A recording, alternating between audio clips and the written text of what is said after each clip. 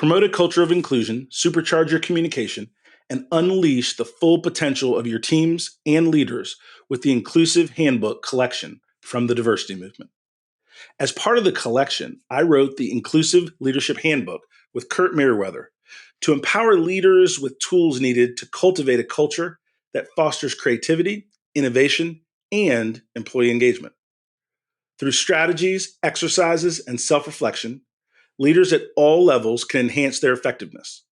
Learn more at thediversitymovement.com/store. Use code HOL at checkout for 25% of your first order. For me, I decide to create an environment where people can speak up. I create an environment within my team that I'm going to model what it's like to be heard, seen, and valued. Welcome to High Octane Leadership with Donald Thompson.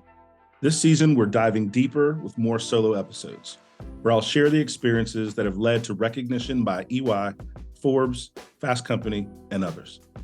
Not as a boast, but as milestones on my entrepreneurial path. From growing multi-million-dollar firms to successful business exits and building high-performance teams with a global perspective. I'll reveal the insights and strategies from my journey and share them with you so that we can win together.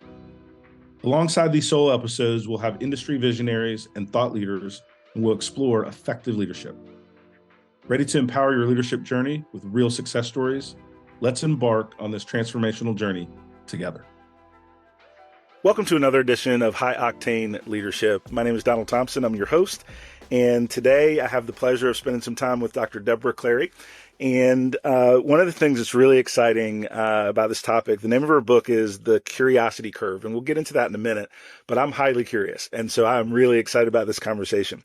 Debra is a leadership strategist and researcher who has spent over 4 decades at the helm of some of the most iconic brands, including Coca-Cola, Frito-Lay, and Jack Daniels. With a doctorate in leadership and organizational development, Dr. Clary has moved from leading billion-dollar brands to becoming a viral TEDx speaker and even performing an off-Broadway one-woman show. Her mission is centered on a powerful principle. Curiosity is not a soft skill. It's a strategic superpower for growth. Today, we're discussing how leaders can harness the power of wonder to thrive in an AI-driven economy in her upcoming book, The Curiosity Curve. Debra, welcome to the show. Thank you so much. It's a pleasure to be here. One of the things that is always interesting to me, and we'll get into the book in a minute, and I'm really encouraged to have you with us today. Talk to us a little bit about background, family, education, anything that would give our audience a sense of you as an individual, and then we're all talking as friends, and we'll dive into the subject matter. So I want to give you some space to kind of introduce yourself, something that maybe is not on LinkedIn. All right. Well, I was born and raised in Detroit. I was the first person in my family to go to college, first one to graduate. So that in itself is a lot of uniqueness when you find yourself years later in a boardroom of, wow, I started at the bottom. I actually started out of business school as a teamster driving a route truck for Frito-Lay. So when people say they started at the bottom, I pretty much was there. And so I spent almost a year driving a route truck in Frito-Lay. And at that time, Frito only hired people that were willing to learn the business from the ground up. Didn't matter what kind of degree you had, who you knew in the organization is, you had to start at the bottom. And that route truck became my classroom. You know, when I would have drinks on Friday night with my girlfriends who were working for Procter & Gamble and Colgate, and they looked so pretty and they had a company car, and I was a little banged up. I didn't smell so sweet, but I realized something pretty quickly is they weren't learning what I was learning. And so I really think that experience on a route truck propelled my trajectory. I think it's why I advanced so quickly, and I really credit to pretty much everything I learned was on that route truck that helped me in business. That is fantastic. Thank you so much for sharing that. And one of the things is I talk with leaders really across the globe in my practice and different work that I do, but I love the backstory. Because there's always that unique something that makes us special that we've had to work through, overcome. And in the case of driving the route truck, right? I mean, there's that gritty, right? It shows that it's been there from really, really early on. So thank you for sharing that. You're That's welcome. really, really great. One of the things that, as we now fast forward into your career, and the brands that I mentioned are obviously some of the most iconic brands in the world that you've had experience growing and developing and being part of those corporate teams. Talk to me a little bit about the journey through those big brands that have led you, right, to these big questions. Yeah. So as I had mentioned, I started as a route driver, but I actually spent 10 years at Frito-Lay in various sales and marketing and operating roles. And I would get to a position of feeling comfortable, and then I would ask for a new assignment. And I was zigzagging across the organization. I wasn't a rocket ship to the top in operations or in sales, but I really wanted to understand the entire system and how everything fit together within an organization. So I spent 10 years at Frito-Lay and then 10 years at Coca-Cola. And then I went to the hard stuff, Jack Daniels. That is awesome. Yeah, it was like, yeah, people always make the joke, oh, Coke and Jack. And it was a good combination, a good mixture. But it was when I was at Jack Daniels, it was like the first time in my career where I could take a breath and begin to observe what was going on around me. And I began to wonder what made a leader great or what made a culture great. I had been so fortunate to work for, these Fortune 40 companies and seeing great leadership and great culture. And then I just really was curious on, could I become a better leader? Could I be contributing to a better culture? And so that's when I decided to go back and get my doctorate in leader development in org design, just to go deep in understanding really for myself. And then when I got through with the program, I thought, wow, I can help others understand what it means to be a great leader. That is really powerful. And I want to ask a follow-up question, and not necessarily naming a specific leader, but what are some of the attributes that you learned that make a leader great? Like, what are some of those things that you really have seized upon, both in your experience and your research? Yeah. So the best leaders I've had in my career are those that ask the best questions of me. They were genuinely wanting me to try to solve the problem on my own. They would ask a series of questions that led me to the conclusion of, wow, I think I have an idea that can actually go make this work. And so a leader that asked questions and then had the confidence that I could go out and make it happen. One of the things that in my work, I have a lot of businesses I've invested in, a lot of consulting, but my full-time job, I'm the managing director for the Center of Organizational Effectiveness at Workplace Options. And so we do a lot of work on culture and performance in the workplace. And so here's a question I want to unpack, and I'm going a little off script, but this is super important. We talk a lot about psychological safety in the workplace and creating that environment. How would you say that leaders who ask questions versus making statements contributes to people being safe, feeling that level of confidence that they can really speak their mind and answer the question without fear of looking bad or saying the wrong thing? How do those things work together in your mind? The best leaders are those that create a culture of curiosity. And you do that by rewarding people that ask questions, that you acknowledge them, you support them, and also those that are poking at the system and saying I think there's a better way of doing that. It's one of rewarding it and then having a conversation around that. To me, when I'm working with executives, I'll say, when somebody asks you a question, I want you to say, I don't know. Let's look at it together. Don't have all the answers, but enter into a conversation where their opinion is just as valid as your opinion. All right, this is good stuff. All right, so let's unpack this right in a couple scenarios I've experienced, because I believe every single word you just said. I like it. I want to model it. I want to continue to get better at it. How do we help when that structural or hierarchy system within companies, even when you do that as a leader, how do you create that environment where people trust to make that step with you, right? Versus still seeking that over reliance on approval before they'll really voice their opinion. So I hear you. I agree with you. In practice, sometimes I see that people are still resistant because of the titles, the structure. How do we battle through that friction to get to the moments you're describing? Yes. So it's very real. I've seen it. I've been a part of it. I've contributed to it. It's this, it's about being led the way you want to be led. Meaning just because your leader is doing things that are not conducive to this safe environment, it's one of saying, for me, I decide to create an environment where people can speak up. I create an environment within my team that I'm going to model what it's like to be heard, seen, and valued. And it's one of those things of being the role model for what it is you want to be seen. Now, I have seen this where your leader doesn't behave that way. So you're leading a team and you have a leader that doesn't behave in that way. The best thing you can do is continue to model it, and also in a respectful way, challenge your leader.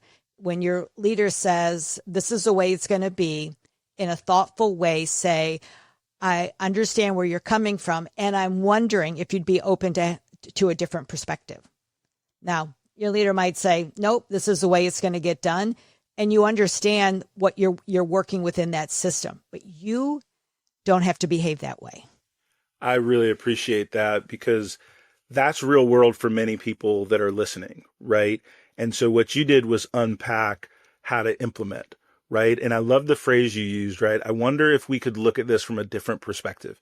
And that does two things, right? It keeps the conversation open one more moment, right? Yeah. And then it puts that leader in a position where they can decide. And I think that's an appropriate way of both pushing the envelope, but then also understanding the political nature of companies and hierarchy and different things. And so I think that's great advice. How did you, of all the things you've studied, the vast experience, land on the aha moment that curiosity was the leverage point, right? How did you come to that aha moment? Yes. So it all happened within a 2-week period. And it started with a joke, a question, and then a puzzle. And so I was in Rome, and I was taking a train from Rome to Florence, and I'm sitting next to this very handsome Italian man. And he says to me, "Oh, are you American?" And I go, "Well, yes, I am." Yes, I am. And he says, "Oh, I have the best American joke. What do you get when you ask an American a question?" An answer.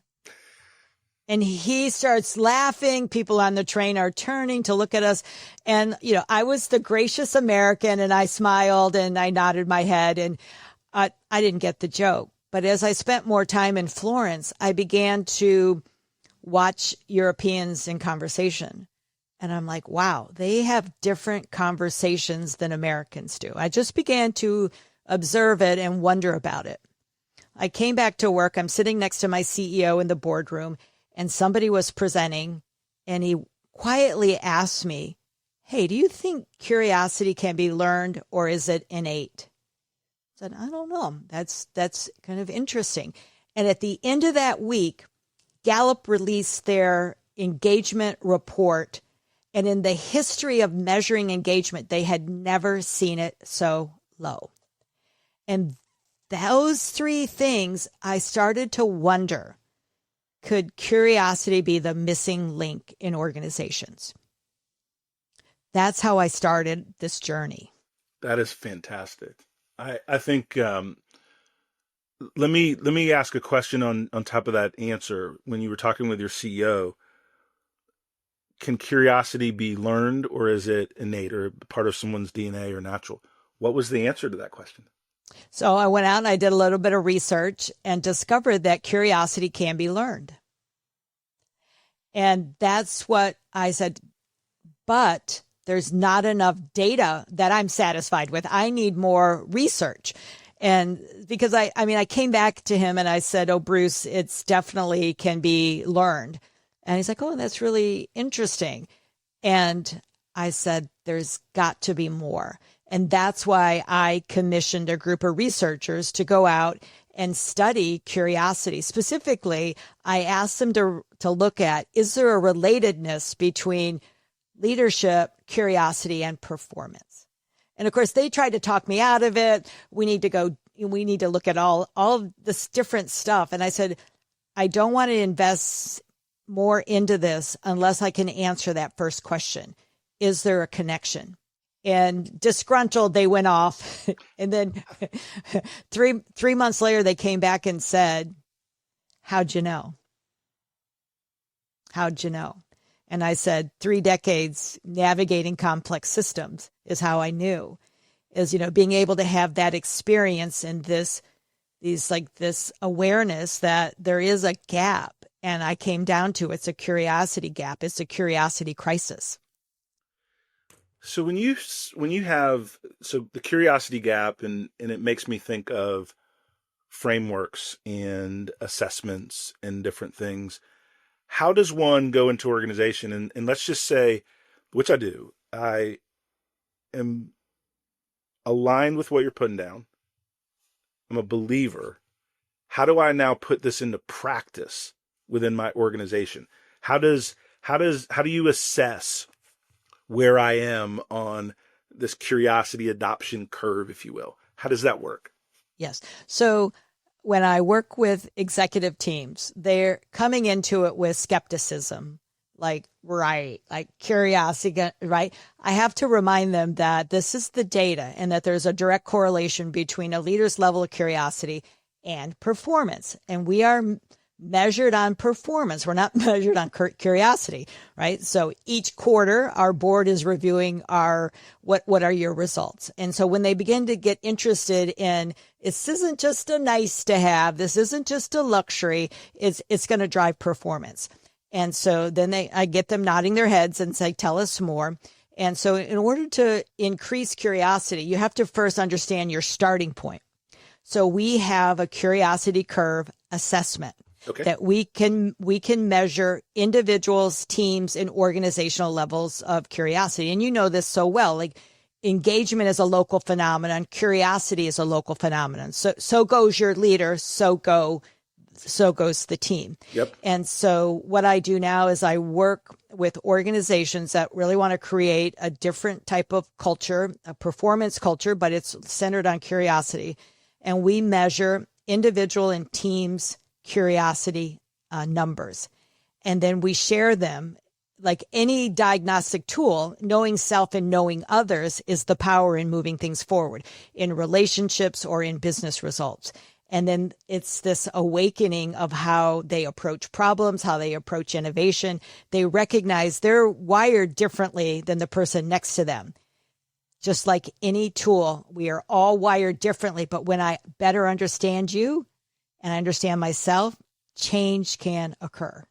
I think that is awesome. The thing I would add to that, back to your earlier points on questions we ask as leaders. How do we know what to teach people if we don't know how they think? And so if we're just making statements, right, we're not really learning about, we're now talking to and targeting implementers, but we're saying we want to build leaders. But if you're going to build leaders, you have to know and understand them as people, as performers, as producers, right? And what are those things that create and produce the results? And so one of the things that is really big in our nomenclature, everyone's talking about it, it's the elephant in the room. How does AI fit into this, right? AI is going to replace everything. No one's going to have a job anymore. All the scare tactics, right? And some of that is very true. Right? There are some things at the lower levels of businesses, the routine things that are going to be automated. And I believe, and I'll get to my question in a minute, that that's actually going to put more pressure on leaders to lead their high octane performers. Because what's going to happen is you're going to have more routine work that's automated, AI driven, all the things, but the people are going to be your highest producers that can work anywhere. Right? So how do you think about AI and how it lands with leadership, with curiosity, the things that you're describing? At the root of AI is the ability to ask questions, and the ability to ask questions stems in curiosity. So there's a direct correlation between AI and curiosity, because it does nothing until you ask a question. Now, it may in the future with automations and things like that. But I truly believe it is an accelerator of leadership. It's an accelerator of performance, and it's deeply understanding how can we optimize it for better business results. You know, a lot of times we, in our societies, right, globally, we get hung up on what you call a thing. And if you talk to a leader and you say prompt engineering, they go, oh, that's cool. If you say curiosity, they say that's a soft skill. But prompt engineering is structured curiosity. Yeah. Right. Oh, I love that. It's really like, I really am loving what you're saying, because we all resonate to different word frequencies. And so the way you describe something is so important to whether you're able to communicate with the folks in your audience, on your team, or that one-on-one you're having. And so what you're sharing with me is a way to use a different kind of angle, if you will, a different perspective, right, to come at some of the leadership development that we're trying to do. Because a lot of things, you know, when I think about AI, it's going to address the how to do something. But there's nuance in execution with people, right? People are not a math equation, right? Amen.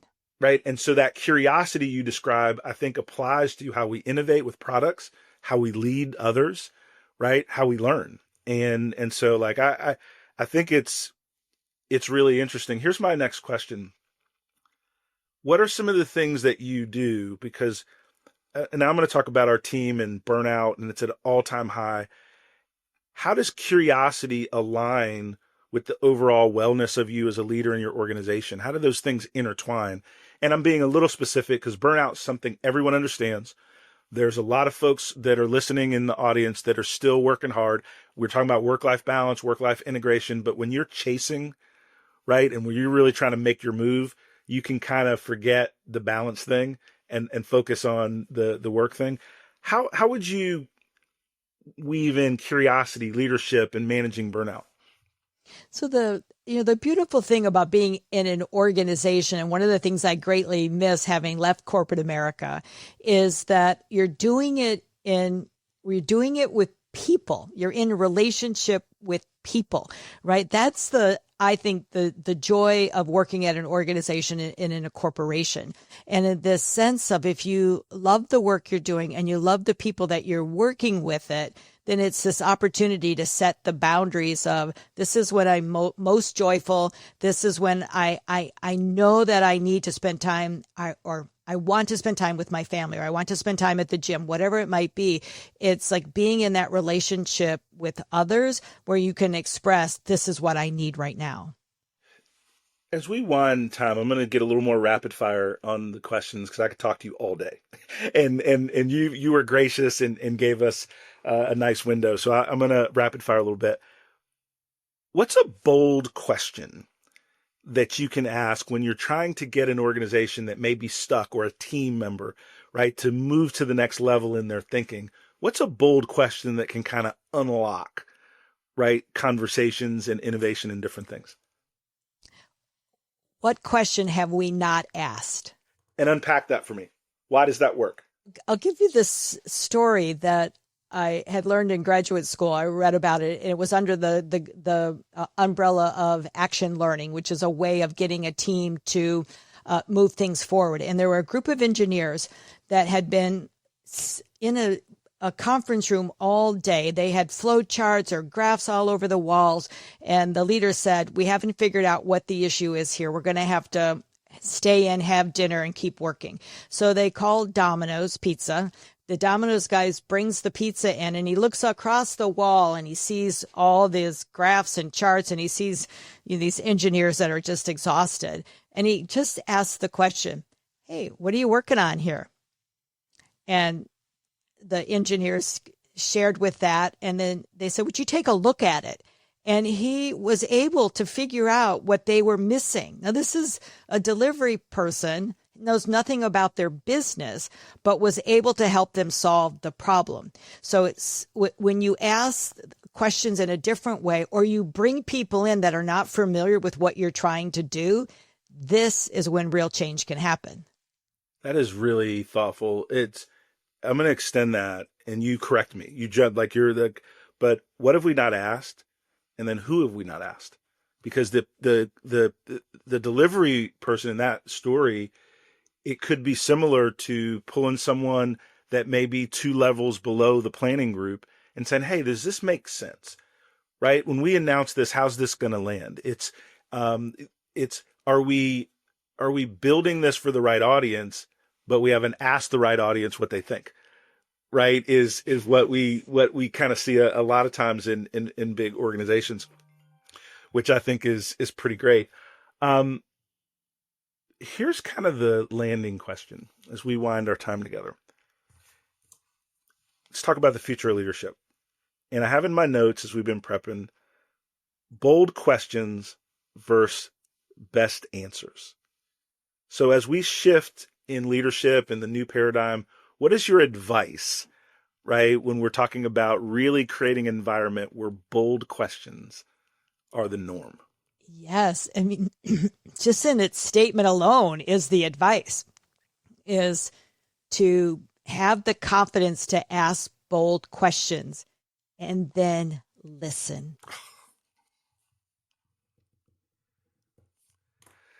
So, Dr. Clary, I've enjoyed chatting with you. I'm going to get the book. I have read a little bit online, but I'm really excited about digging into it. And that curiosity component, it feels, let me share this with you.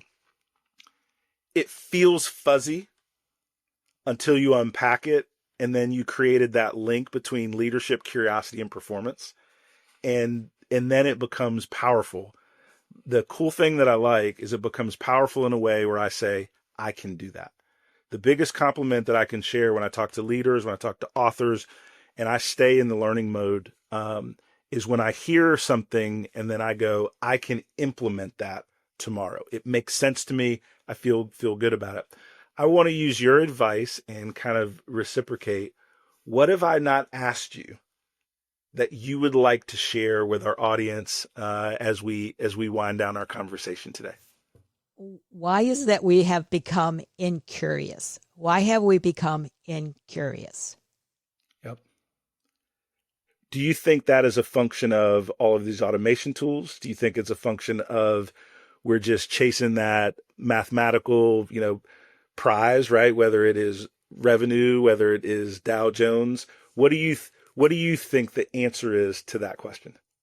It's partly what you've said, but unfortunately, we've become incurious long before we get into a job or corporate role, in that we are taught to be incurious as children. For those that, like myself, grew up in a Christian religion, the first story we learned about is Adam and Eve, right? She allegedly got curious and ate of the tree of life, and then mayhem fell over the world. Don't open Pandora's box. And curiosity killed the cat. Now, let me tell you something about curiosity killed the cat. I have it in my book, and my editor pushed me to cite it. And I'm like, my mother told me, right? She goes, no, you got to go deeper. I go, Miss Erickson, she told me. And she goes, no, you're going to have to cite it or we're going to take it out of the book. And I was kind of mad, like, oh, this is just more work. And guess what? Curiosity killed the cat is only the first part of the sentence. Yeah. It was attributed to William Shakespeare in 1589. And the sentence is, curiosity killed the cat, but satisfaction brought it back. Yeah, nobody taught us that. So my point is that we're taught to be incurious, and then we go to university, we become, lawyers or accountants, and we get into the workplace already incurious, and then we're pressed for time. We're rewarded for the output. All of that feeds back into being incurious. And my mission is to help leaders become more curious. I let them know it is not your fault. You were taught that way, but it is your responsibility to reverse it. And together, let's reverse it. That is fantastic. Final question for me, and this is more about, I did my research, and this is one thing that I've missed. You did a one-woman show. Yes. I want to hear about this. Like, we've talked about the book, we've hit that, we've talked about leadership. I want to hear about this one-woman show under the lights. How did that come to be? Like, the Frito-Lay truck, awesome, checkbox, right? One-woman show, awesomer. I know that's not a word to my editor, but like, that's really cool. Tell me about the one-woman show that you did. So this is a story in borrowing others' belief in you until you own it yourself. And during COVID, I was in a women's mastermind group, executive women around the country. And then, we would share what our struggles were, what our hopes and dreams were. In August of 2022, they said, we haven't been together in 2 years. We're all coming to Louisville, which is where I live. We're going to celebrate something. And I'm like, I like to celebrate, right? I mean, I'm Frito-Lay, Coca-Cola, Jack Daniels. I like to celebrate. And so they all come into town and they're toasting me. They go, we're toasting Deb. And I'm like, I haven't done anything yet. And they go, oh, we forgot to tell you. Tell me what? We took your idea for a one-woman show. We pitched it to a producer and you're booked. I hadn't written anything. I'd never written anything. I'd never performed before. It was a pipe dream. It was out there. And they're like, you're ready. You are ready. And that's how that happened. That is awesome. Borrowing courage, right? Because that's a different episode we'll have, because most of us, I don't like the term fake it till you make it. Mm-hmm. I agree. Right? Like, just me personally, that's counter to authenticity, but in my opinion. But borrowing courage, believing what others believe about you that have your best intentions at heart, right? Believing the goodness that other people believe in you, and then just going out there and testing those waters. That's what you just unpacked in that one-woman show scenario. And that is fantastic. How can people get in touch with you? I know our audience loves this. How do they get the book? Like, do you have what can we do to stay connected, stay interacted? Thank you. Thank you for asking that. So you could go to my website and there's more content there. There's more videos there. And my website is debraclary.com, and Debra is Debra and then Clary.com. And in there, you'll also have an email where you can connect with me. And then the book can be purchased at Barnes & Noble, any local bookstore, but also on Amazon. Fantastic. Deb, it was great to spend time with you. I really appreciate both your journey, but also codifying that journey into something we can all use and value and grow. And I wish you the best of luck with your book, The Curiosity Curve. I'm going to have my team get it and I'm going to unpack it. And I may offline, right, reach out to get a signed copy and all that. I have a little thing and all the things. But it was my absolute pleasure to talk with you. And hopefully we'll stay in touch. Fantastic. Thank you for joining us on High Octane Leadership with Donald Thompson. Today's episode is a step in our collective journey towards leadership excellence. Remember, every story we share and every insight we gain is a piece in the puzzle of our leadership journey. For more insight and detail, hit the subscribe button so that we can stay connected. For deeper information and more episodes, go to donaldthompson.com. Continue to lead with vision and purpose, and until we meet again, embrace your role as a high-octane leader in the ever-evolving world of business.